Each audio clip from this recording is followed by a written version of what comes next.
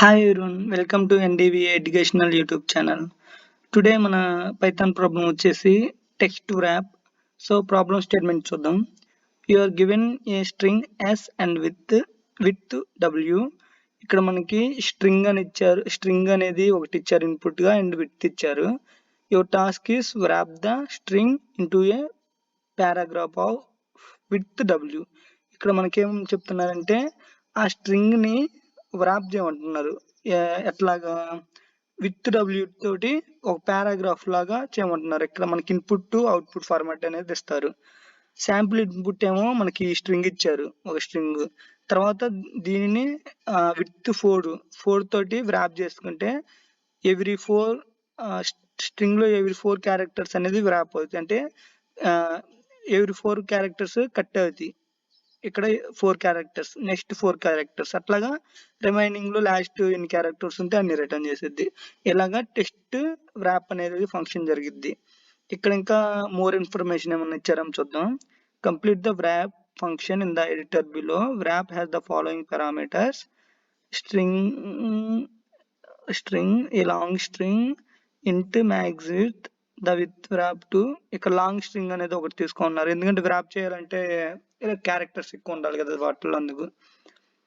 Return లోనేమో new line లో ఉండాలి every wrap new string wrap చేసింది. ఇక్కడ మనకి ఫస్ట్ ఇన్పుట్ ఫస్ట్ లైన్ లోనేమో కంటెంట్ స్ట్రింగ్, సెకండ్ లైన్ ఏమో మ్యాక్స్ విత్ ఇక్కడ మెన్షన్ చేశారు. సో ఎడిటర్ లో కూడా అంతే ఇచ్చేసారు.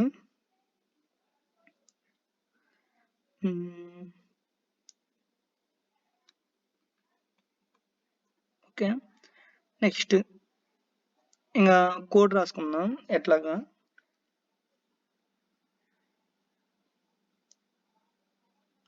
ఇక్కడ మనం ఒక లైన్ లో ఇదంతా ముందు వాళ్ళే ఇచ్చేసారు.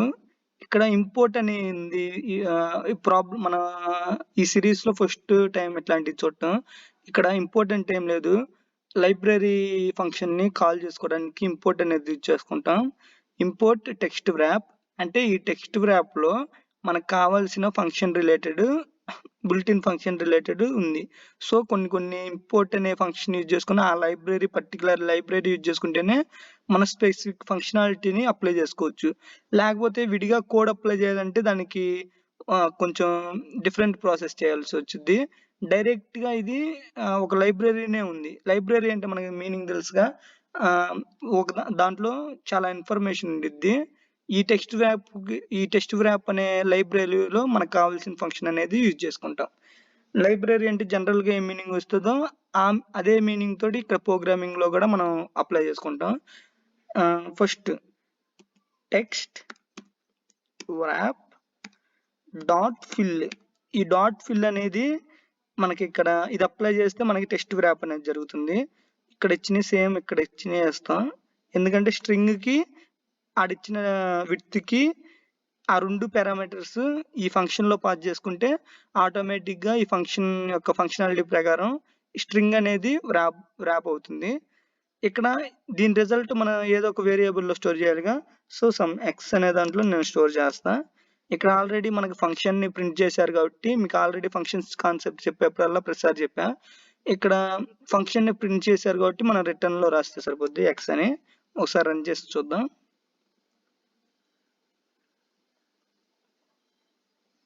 సో ప్రోగ్రామ్ అనేది రన్ అయింది.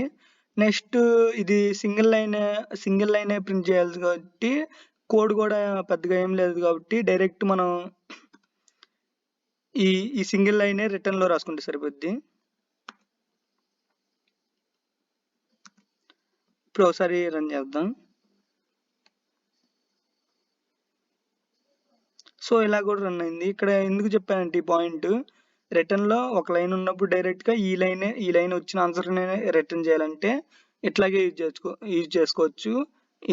ఈ లైన్ చెప్పడానికి కారణం ఏంటంటే మనం ప్రోగ్రామింగ్ ఎన్ని విధాలుగైనా మనం రాసుకోవచ్చు మన కన్వీనియంట్ ప్రకారం.